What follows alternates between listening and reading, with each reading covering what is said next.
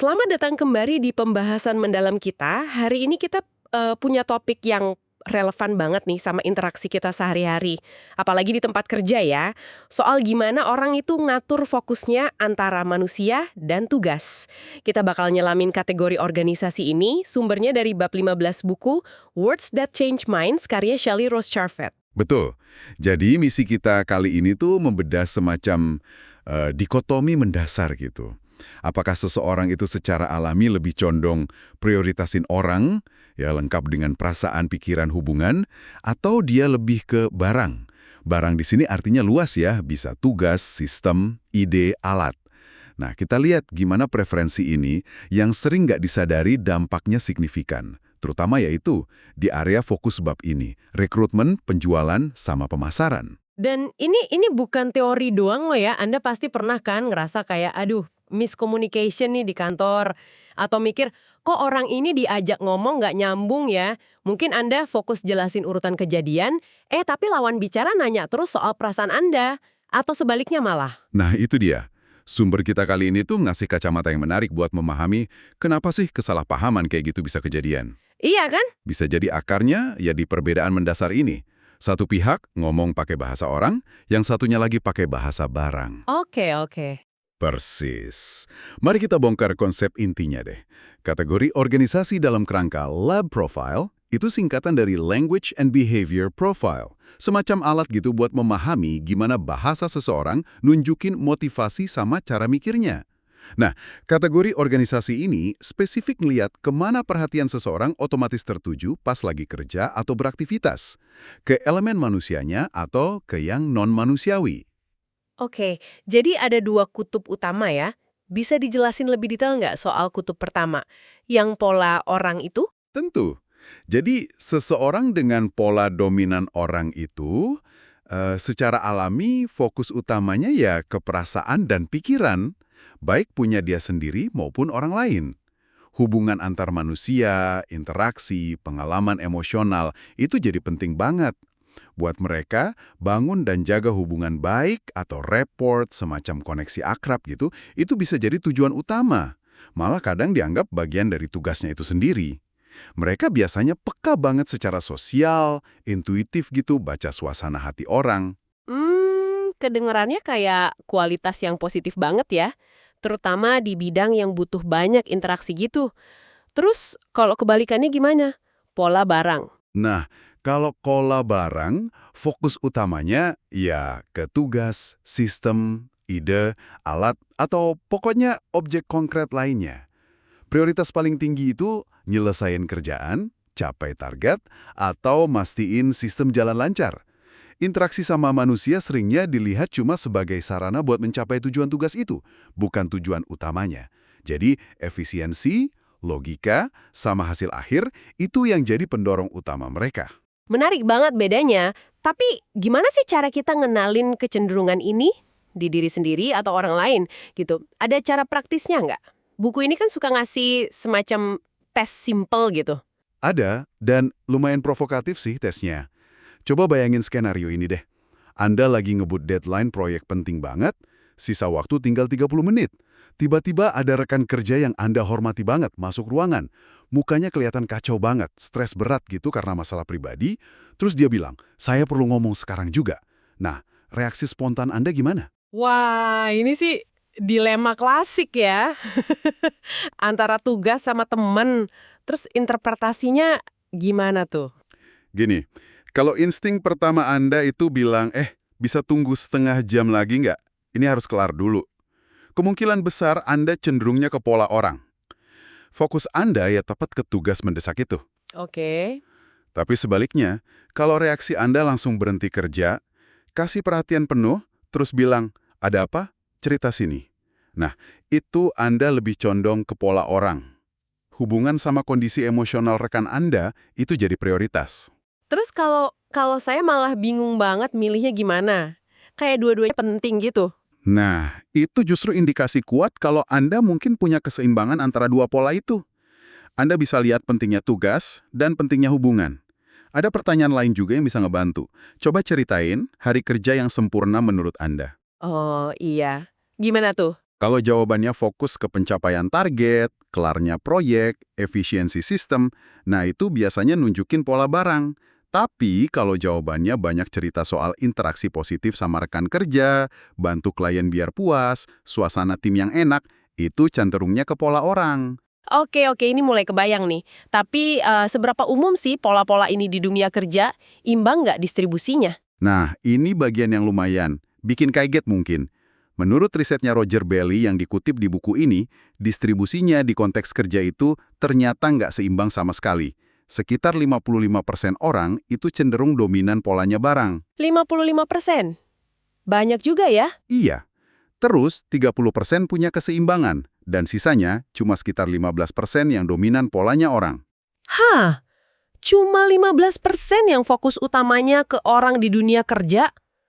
Itu, wah, dikit banget ya.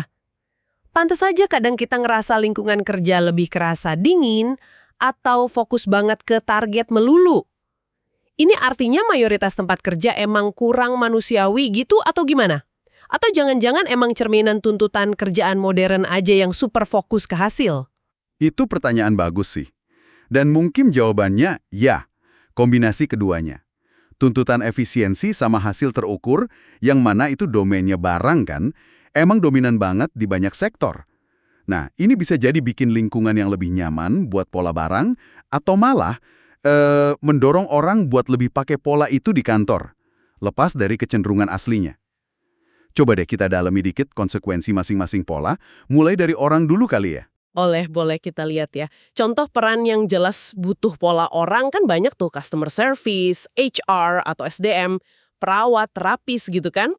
Tapi ada sisi negatifnya nggak sih? Atau jebakannya gitu di konteks profesional? Tentu ada. Buku ini ngasih contoh menarik nih. Misal, penjual yang pola orangnya kuat banget.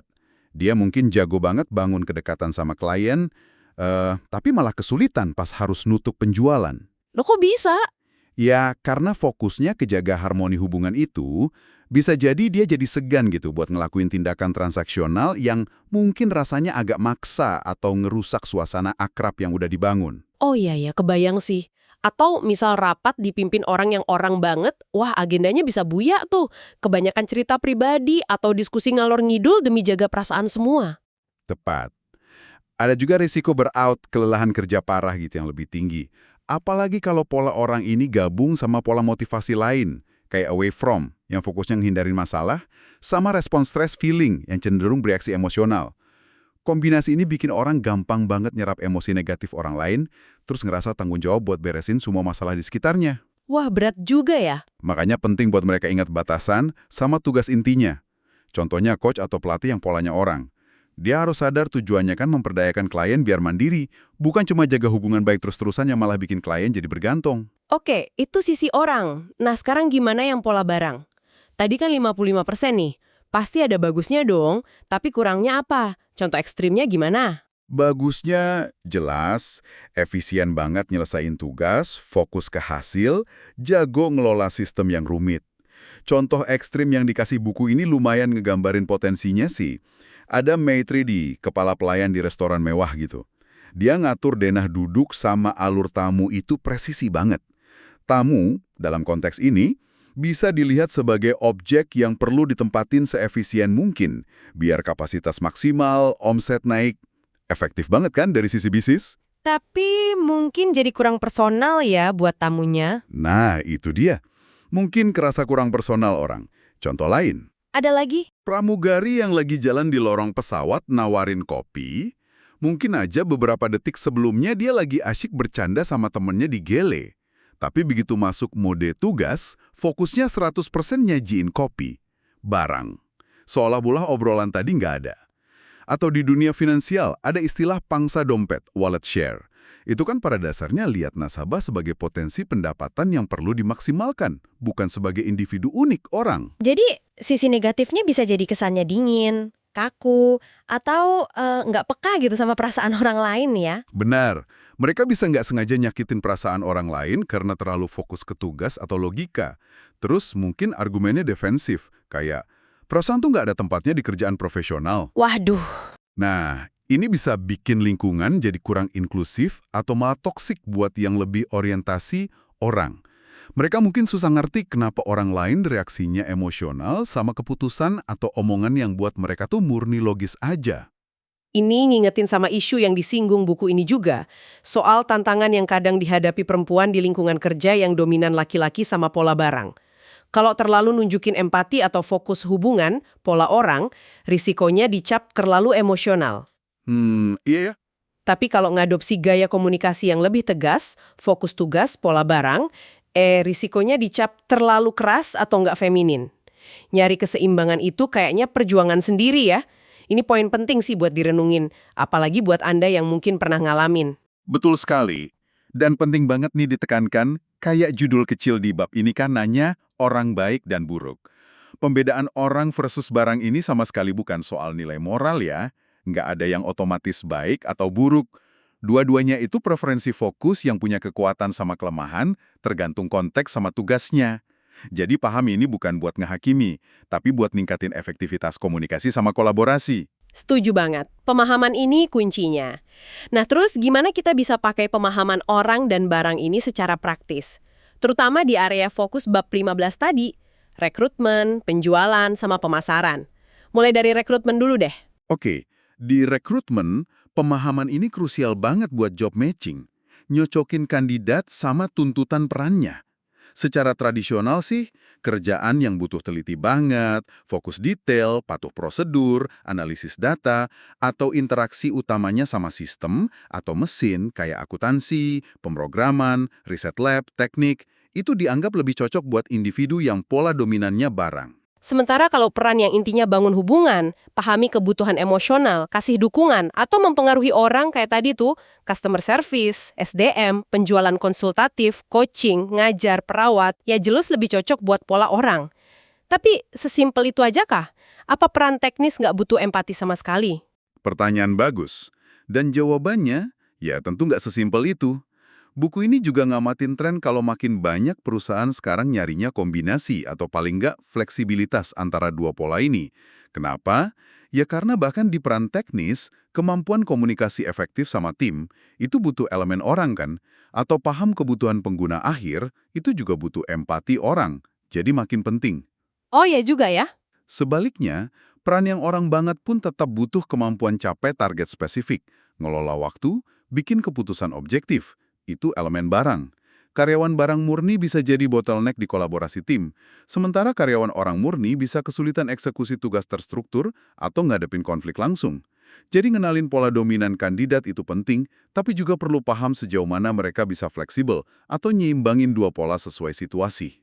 Oke, jadi rekrutmen bukan cuma nyari cocok 1:1 ya, tapi juga potensi seimbang dan fleksibelnya. Nah, kalau penjualan dan pemasaran gimana? Di sini pasti kerasa banget dampaknya. Wah, kerasa banget. Ini area di mana kemampuan ngebaca sama nyesuaiin diri ke pola lawan bicara itu bisa jadi pembeda antara sukses sama gagal. Kalau Anda lagi hadapin calon pembeli atau klien yang jelas nunjukin pola, orang misal banyak nanya dampak ke timnya, cerita pengalamannya, atau kelihatan peduli banget sama hubungan personal, ya pendekatan Anda harus disesuaiin. Caranya gimana tuh? Fokus bangun rapor dulu. Dengerin cerita mereka aktif, tunjukin empati, pakai bahasa yang hangat, personal. Omongin gimana produk atau layanan Anda bakal bikin mereka atau orang lain, karyawan, pelanggan mereka, ngerasa lebih baik, lebih aman, lebih dihargai. Pakai testimoni atau studi kasus yang nonjolin aspek manusianya. Sebaliknya nih, kalau lawan bicaranya jelas tipe barang, langsung to the point, nanya spek teknis, fokus ke data angka, nggak terlalu suka basa-basi, pendekatannya gimana? Jangan buang waktu mereka pakai cerita panjang atau usaha bangun akrab yang berlebihan. Langsung aja ke intinya. Sajikan data, fakta, fitur produk, manfaat logis, ROI, return on investment, efisiensi yang ditawarin. Tunjukin gimana solusi Anda bakal bantu mereka nyelesain tugas spesifik, capai target kuantitatif, atau perbaiki sistem mereka secara terukur. Pakai bahasa yang presisi, jelas, orientasinya ke hasil. Bahkan sampai ke desain visual pun bisa disesuaikan ya katanya. Iya, ini detail menarik sih. Buku ini nyaranin, kalau Anda desain materi pemasaran buat target audiens yang cenderung orang, coba deh pakai elemen desain yang lebih manusiawi. Font yang mungkin agak unik atau melengkung, warna hangat, gambar orang sama interaksi, tata letak yang lebih organik atau bulat. Sebaliknya, Buat audiens barang, pakai desain yang nunjukin keteraturan sama logika. Font sans serif yang bersih jelas, warna netral atau tegas, banyak grafik data, diagram, tata letak terstruktur, mungkin lebih banyak pakai garis lurus sama kotak. Wah, ini kayak micro-targeting ya berdasarkan preferensi psikologis dasar. Ada konsep lain yang relevan nih, disebut juga di buku preferensi dampak, impact preference. Nyambungnya gimana tuh? Nyambung banget. Pas Anda presentasi solusi atau proposal, perhatiin deh baik-baik. Klien atau lawan bicara Anda itu lebih responsif pas Anda bahas dampak ke orang, misal moral karyawan naik, kepuasan pelanggan, citra perusahaan, atau pas Anda bahas dampak ke hasil sistem, misal efisiensi naik sekian persen, biaya turun, proses lebih cepat, target pasar tercapai. Nyesuaiin penekanan argumen Anda biar pas sama tombol panas mereka, entah itu orang atau barang, bakal bikin pesan Anda jauh lebih ngena. Jadi intinya, kenali audiens Anda, terus ngomonglah pakai bahasa mereka, baik verbal maupun nonverbal, termasuk cara Anda ngebungkus dampak solusi Anda ya. Biar makin mantep, coba kita ingat lagi contoh tadi. Pramugari yang fokus nyajiin kopi, barang, istilah pangsa dompet, barang, atau teman yang satu fokus kronologi, barang, satunya lagi ke perasaan, orang. Paham lensa orang versus barang ini beneran bisa bikin terang ya, sumber miskomunikasi? Tepat. Dan yang paling menarik di sini tuh, ini bukan sekedar trik komunikasi loh.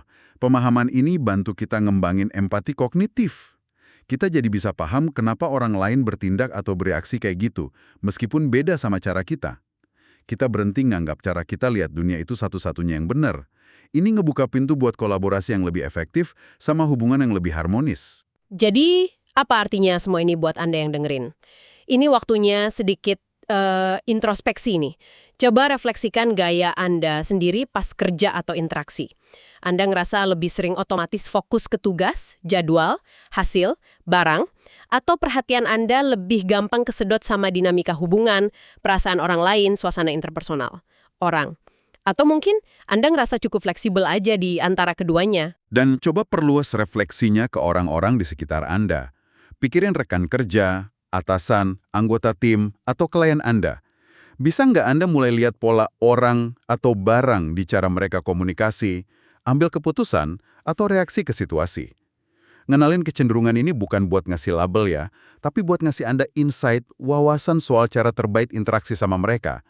Ini bisa bantu Anda prediksi respon mereka, nyesuaiin gaya komunikasi biar lebih efektif, dan akhirnya bangun hubungan kerja yang lebih kuat. Entah itu pas rekrut orang, jual ide atau produk, mimpin rapat, atau sekedar nyelesain proyek bareng.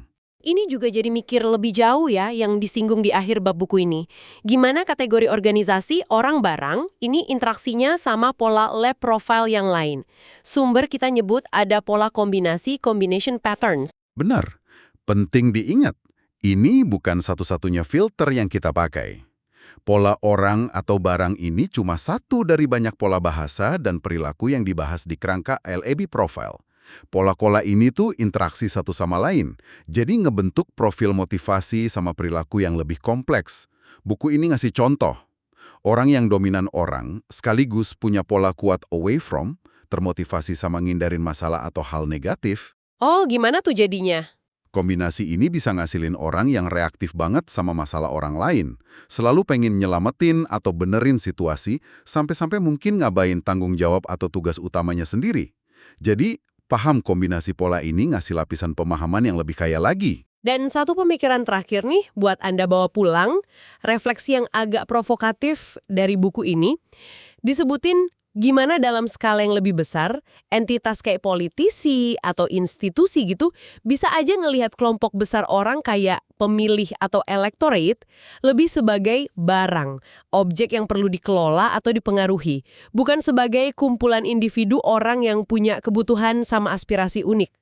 Bahkan disebutin gimana data yang mana itu barang banget kan bisa dipakai.